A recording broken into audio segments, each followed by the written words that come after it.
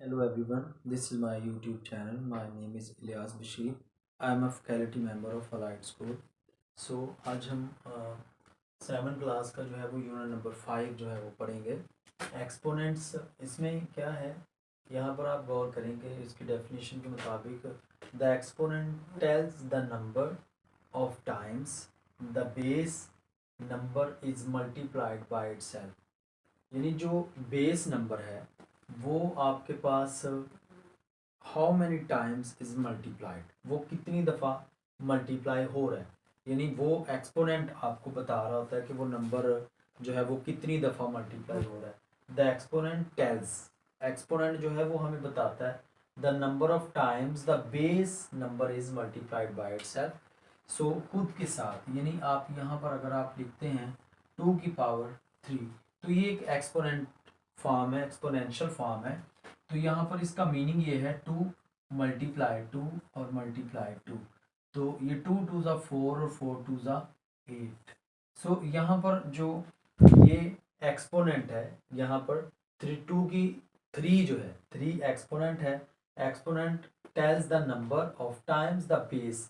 ये जो बेस है, यहाँ पर आप याद रख सकते हैं कि जो बेस है वो यहाँ पर 2 है और जो 3 है ये एक्सपोनेंट है। इसके लिए दो वर्ड्स यूज़ होते हैं, एक एक्सपोनेंट है, दूसरा इसके लिए वर्ड पावर भी इस्तेमाल होता है।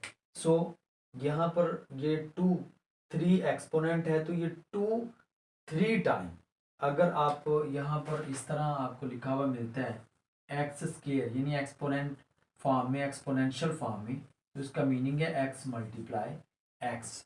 सो यहाँ पर हमारे पास कुछ लाज हैं जिनको हम फॉलो करेंगे तो इस पूरे चैप्टर को हम जो है वो सॉल्व कर सकते हैं। तो पहला जो इसका रूल है वो ये है कि x की पावर अगर हमारे पास m है और x की पावर n है, तो ये बेसिस सेम है, तो ये बेस 1 लिखेंगे और पावर इसकी जो है वो ऐड कर देंगे। ये वेरी इजी, आप इसको सॉल्व कर सकते हैं। यानी दोनों बेसिस हैं, बेस सेम है, तो आप इसकी पावर को ऐड कर सकते हैं। यहाँ पर m और n जो है ये एक कॉन्सेप्ट है, ये एक थिंकिंग है। आपके पास कोई भी इसकी जगह पर वैल्यू हो सकती है, यहाँ पर 3 हो सकता है, यहाँ 2, तो फिर ये 3 और 2 ये 5 बन रहा है।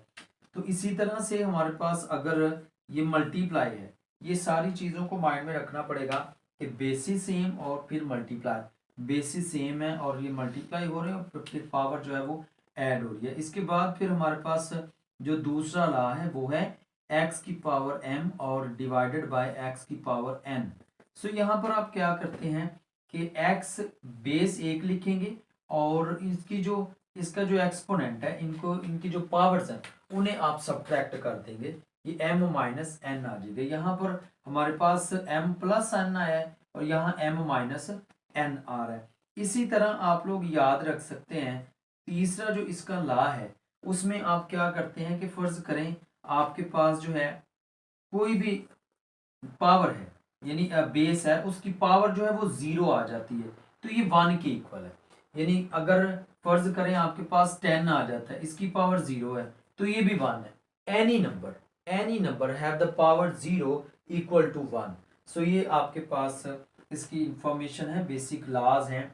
अगर आपके पास इसकी जो बेसिस है वो डिफरेंट होती हैं, फर्ज कर लेते हैं कि हमारे पास x है और इसकी पावर n है और y है और इसकी पावर भी n है, तो आप देखें यहाँ पर बेसिस सेम नहीं है बल्कि एक्सपोनेंट जो है वो सेम है, पावर सेम है। तो आप क्या करते हो, x मल्टीप्लाई y और इसकी पावर जो है क्योंकि सेम है, पावर हम सिंगल लिख लेंगे।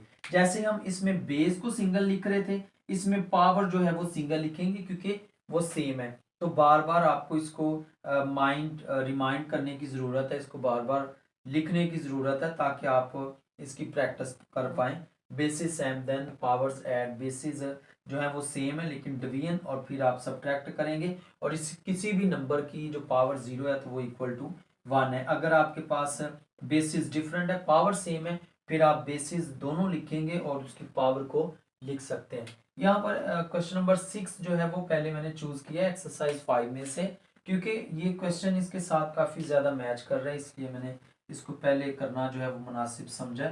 आप देखिएगा यहाँ पर ये 4/5 है, यहाँ पे 4/5 है। तो ये पूरी तरह से ये जो क्वेश्चन है ये इस लॉ के मुताबिक जो है वो पूरा उतर रहा है। तो आप बड़ी आसानी के साथ इसे सॉल्व कर सकते हैं। ये 4/5 है और इसकी पावर में आप क्या कर देंगे 5 + 3, तो ये 4/5 और इसकी पावर आपके पास आ जाएगी 8।